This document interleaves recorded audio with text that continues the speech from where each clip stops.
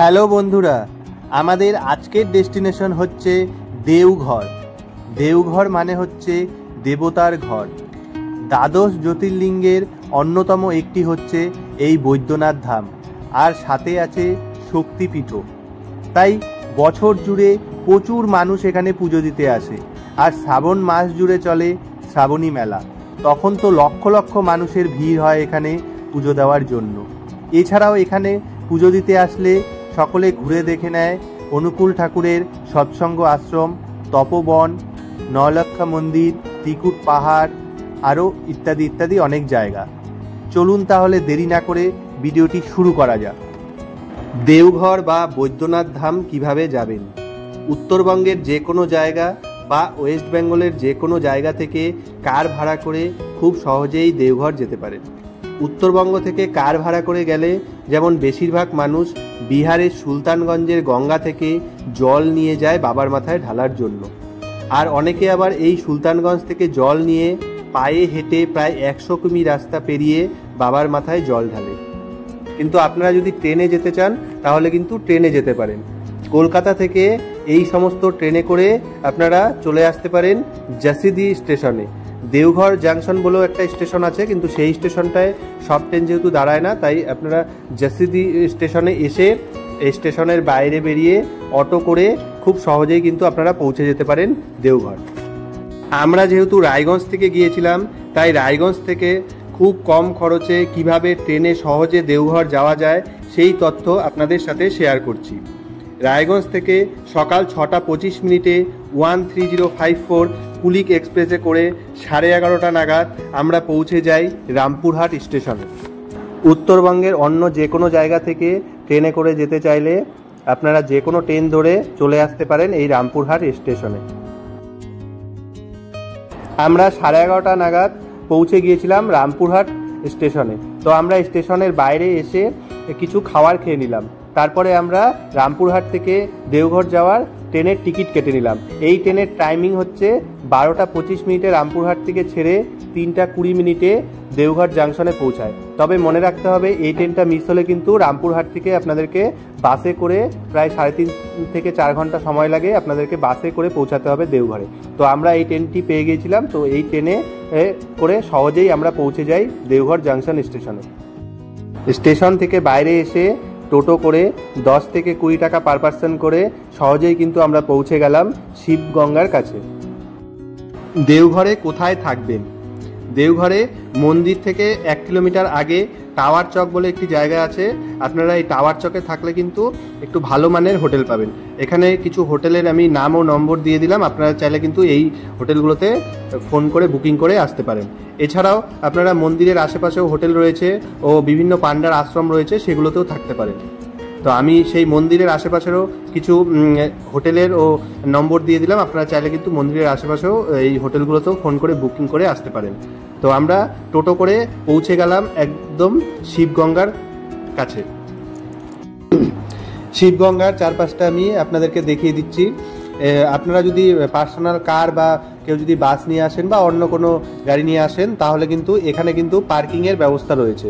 আপনারা যদি হোটেলে থাকেন তাহলে হোটেলে যদি পার্কিংয়ের ব্যবস্থা থাকে তো সেখানেও রাখতে পারেন, আর যদি সেখানে কোনো সমস্যা থাকে বা সেখানে যদি রাখার জায়গা না থাকে তাহলে কিন্তু এখানে বিশাল বড় পার্কিং রয়েছে, আপনারা কিন্তু এই পার্কিংয়েও গাড়ি রাখতে পারেন। মন্দিরের আশেপাশে বিভিন্ন হোটেল যেমন রয়েছে তেমন রয়েছে বিভিন্ন পান্ডাদের আশ্রমও। আপনারা চাইলে কিন্তু এই আশ্রমগুলোতেও থাকতে পারেন। খরচ একটু কম হতে পারে, কিন্তু সাথে এটা মনে রাখতে হবে যে এই আশ্রমগুলোতে থাকলে কিন্তু পরিষ্কার পরিচ্ছন্নর সাথে একটু কম্প্রোমাইজ করতে হবে। আমরা মন্দিরের পাশেই একটি হোটেলে প্রবেশ করলাম এবং ফ্রেশ হয়ে নিলাম। ফ্রেশ হয়ে আমরা খাওয়া দাওয়া করার জন্য বাইরে বেরিয়ে গেলাম। বাইরে খাওয়া দাওয়া করে আবার রুমে এসে রেস্ট নিয়ে নিলাম এবং সন্ধেবেলা মন্দিরে চলে আসলাম সন্ধ্যা আরতি দেখা সহ মন্দিরের রাতের সৌন্দর্য উপভোগ করার জন্য, এবং খুব সুন্দর মন্দিরের দৃশ্য আমরা উপভোগ করলাম। রাতে মন্দির দেখে সত্যিই খুবই ভালো লাগছিল। হর হর মহাদেব।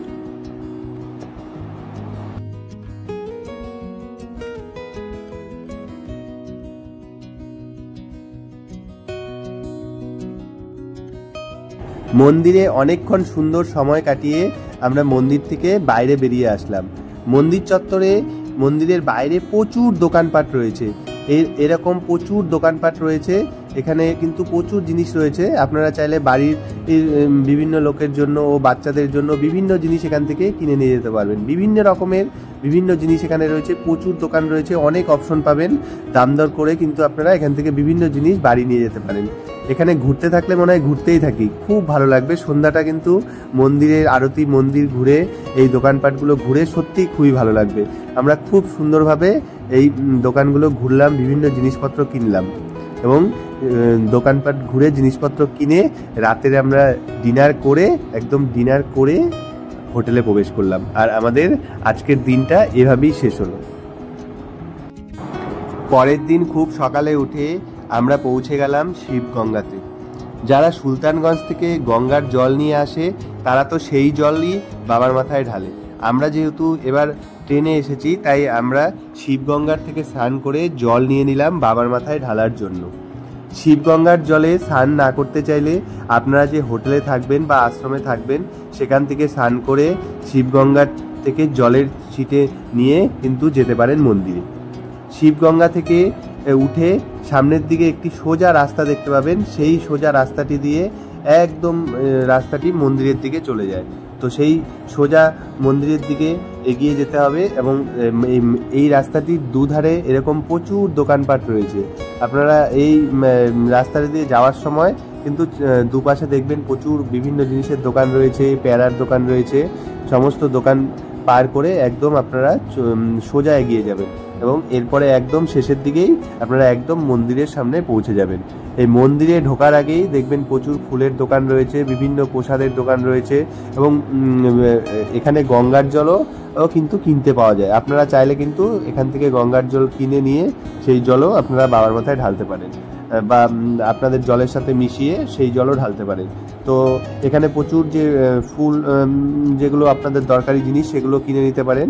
তো ফুল আর যে জল আপনারা নিয়ে আসবেন সেগুলো কিন্তু এখানে কোনো পান্ডাকে দিয়ে সামান্য কিছু দক্ষিণা দিয়ে কিন্তু আপনারা উৎসর্গ করে নিতে পারেন। আমরাও পান্ডাকে দিয়ে সেগুলো উৎসর্গ করে নিয়েছিলাম।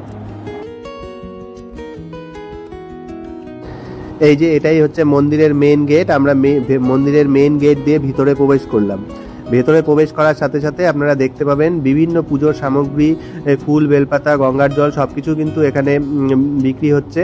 তো আপনারা চাইলে এখান থেকে কিনে কিন্তু বাবার মাথায় জল ঢালতে পারবেন। গঙ্গার জল প্লাস ফুল, বেলপাতা এখান থেকে নিয়ে নেবেন, নিয়ে পান্ডাকে দিকে উৎসর্গ করে নেবেন।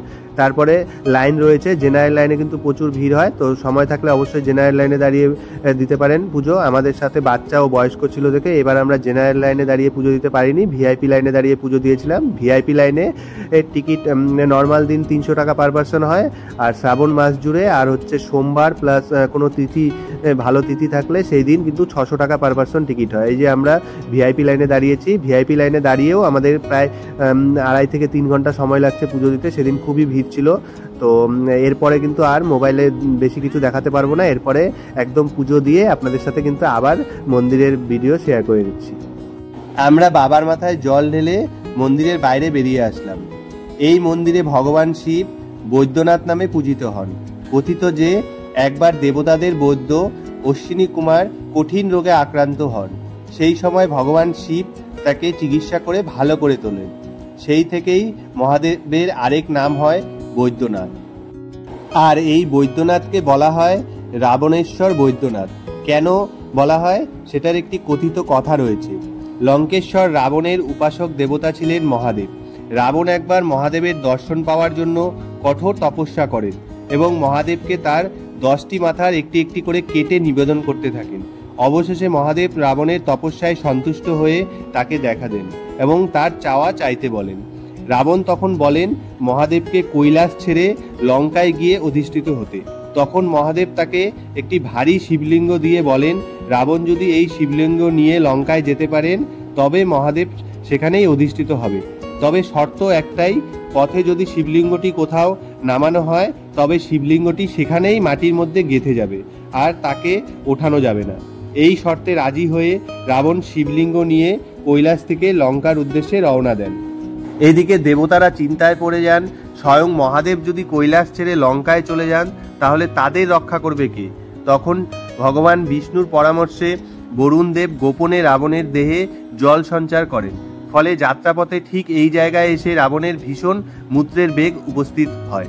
তখন রাস্তার ধারে এক রাখাল বালককে দেখতে পেয়ে রাবণ কিছুক্ষণের জন্য শিবলিঙ্গটি ধরতে দিয়ে মূত্রত্যাগ করতে যান। যেহেতু বরুণ দেব প্রচুর জল সঞ্চার করেছিলেন, তাই অনেকক্ষণ রাবণকে আসতে না দেখে সেই রাখাল বালকটি ভারী শিবলিঙ্গ ধরে না রাখতে পেরে মাটিতে রেখে দিয়ে চলে যান। এবং অনেকক্ষণ পরে রাবণ এসে শিবলিঙ্গটিতে মাটিতে রাখা অবস্থায় দেখতে পান এবং দেখেন যে সেখানেই গেঁথে গিয়েছে সেই শিবলিঙ্গটি। রাবণ অনেক চেষ্টা করেও তখন শিবলিঙ্গটি তুলতে পারেনি মাটি থেকে। তখন রাবণ সেটিকে আঙুল দিয়ে চাপ দিয়ে আরও মাটির ভিতরে গেঁথে দেয়।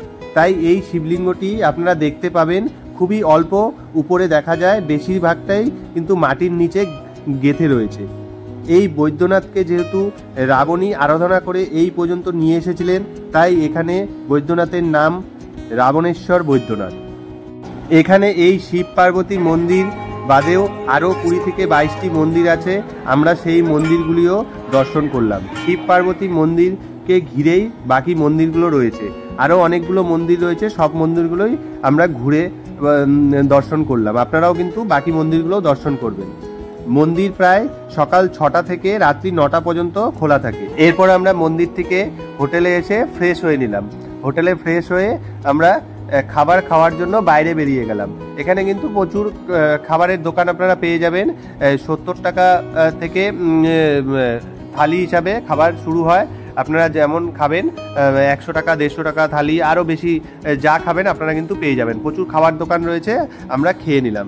খেয়ে নিয়ে আমরা এখানে যে দেওঘরে যা সাইট সিন আছে সেগুলো দেখার জন্য বেরিয়ে পড়লাম। এবং এখানে অটো বা কার ভাড়া করে আপনারা ঘুরতে পারেন। আমরা অটো ভাড়া করে নিয়েছিলাম। অটো ভাড়া মোটামুটি 800 থেকে 1200 টাকার মধ্যে পড়বে সাইট সিনের জন্য।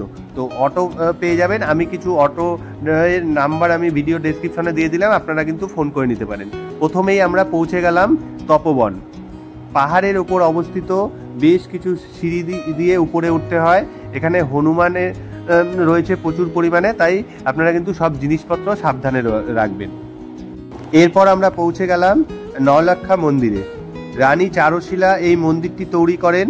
মন্দির তৈরি করতে সেই সময় 9 লাখ টাকা লেগেছিল, তাই এই মন্দিরের নাম নওলক্ষা মন্দির।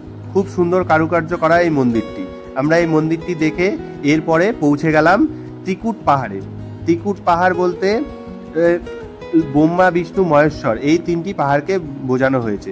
এখানে কিন্তু প্রচুর বাদর ও হনুমান দেখতে পাবেন, তাই এখানেও কিন্তু জিনিসপত্র সাবধানে রাখবেন, না হলে কিন্তু আপনাদের জিনিস নিয়ে চলে যেতে পারে। আর এখানে রোপওয়ে আছে, কিন্তু দুর্ঘটনা ঘটেছিল তাই এখানে রোপওয়ে বন্ধ রয়েছে। এরপর আমরা দেখে নিলাম দেওঘরের সৎসঙ্গ আশ্রম, মানে ঠাকুর অনুকূল চন্দ্রের ঠাকুর বাড়ি। দেওঘরের এই আশ্রমই হলো সারা পৃথিবীর হেডকোয়ার্টার। মন্দিরে থাকা ও খাওয়ার ব্যবস্থা রয়েছে। এগুলো ছাড়াও বাসুকিনাথ, নন্দন পাহাড়, এমন আরও অনেক জায়গা রয়েছে। আপনারা চাইলে কিন্তু সেগুলোও ঘুরে দেখতে পারেন। এরপর আমরা হোটেলে পৌঁছে রেস্ট নিয়ে নিলাম। রেস্ট নিয়ে সন্ধ্যায় বেরিয়ে পড়লাম এই দেওঘরের বিখ্যাত প্যারা কেনার জন্য। বিভিন্ন দোকান ঘুরে দেখলাম, প্রচুর দোকান রয়েছে। প্যারা মোটামুটি 250 থেকে 400 টাকা কেজি হিসাবে এখানে পাওয়া যায়। আর এখানের বিভিন্ন দোকানে আপনি প্যারা খেয়ে যেটা দোকানে আপনার ভালো লাগবে সেই দোকান থেকে কিন্তু বাড়ির জন্য কিনে নিতে পারেন। সাথে চিড়ে ও নকুলদানা আরও অনেক কিছু আপনারা বাড়ির জন্য প্রসাদ হিসাবে নিয়ে যেতে পারেন। আমরাও বিভিন্ন দোকান ঘুরে যে দোকানে ভালো লাগলো সেখান থেকে আমরা প্যারা কিনে নিলাম বাড়ির জন্য। সাথে চিড়ে, নকুলদানা আরও অনেক কিছু কিনে নিলাম। আর এই সন্ধেবেলাটা প্রসাদ কেনার পরে আমরা বিভিন্ন দোকানগুলো আবার ঘুরে দেখলাম। সত্যি এখানে ঘুরতে থাকলে মনে হয় ঘুরতেই থাকি। প্রচুর দোকান রয়েছে। সন্ধেটা খুব সুন্দরভাবে দোকানগুলো ঘুরে বিভিন্ন জিনিস কিনে খুব সুন্দরভাবে কাটিয়ে দেওয়া যায়। তো আমরা খুব সুন্দরভাবে ঘুরে কাটিয়ে দিলাম। আর আমাদের কিন্তু আজ রাত্রে ট্রেন ছিল না, আমরা যেহেতু আরেকটা রাত থাকবো তাই আমাদের পরের দিন ট্রেন ছিল। তো আমরা একদম এখানে খুব ভালো করে ঘুরে রাতের ডিনার করে একদম আমরা হোটেলে পৌঁছে গেলাম এবং রাত্রিটা এইখানে হোটেলে থাকলাম।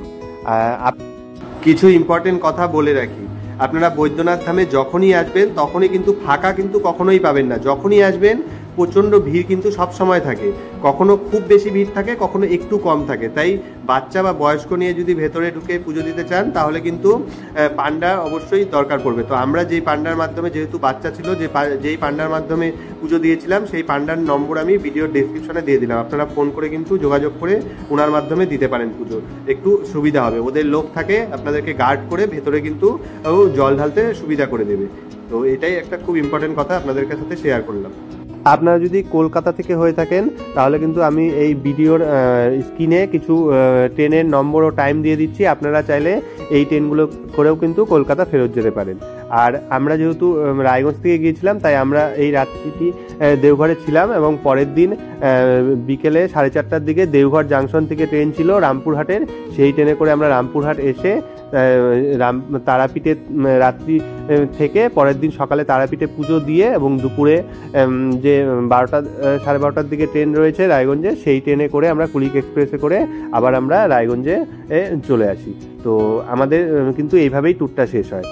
আপনাদের যদি আরও কিছু জানার থাকে তাহলে কিন্তু আপনারা কমেন্টে প্রশ্ন করতে পারেন। আপনাদের ভিডিওটি কেমন লাগলো অবশ্যই জানাবেন। নতুন কোনো গন্তব্যে, নতুন কোনো ভিডিওতে খুব তাড়াতাড়ি আবার দেখা হবে। ততক্ষণ সকলে ভালো থাকবেন, সুস্থ থাকবেন। হর হর মহাদেব, জয় বাবা বৈদ্যনাথ বলে আমি ভিডিওটি এখানেই শেষ করছি।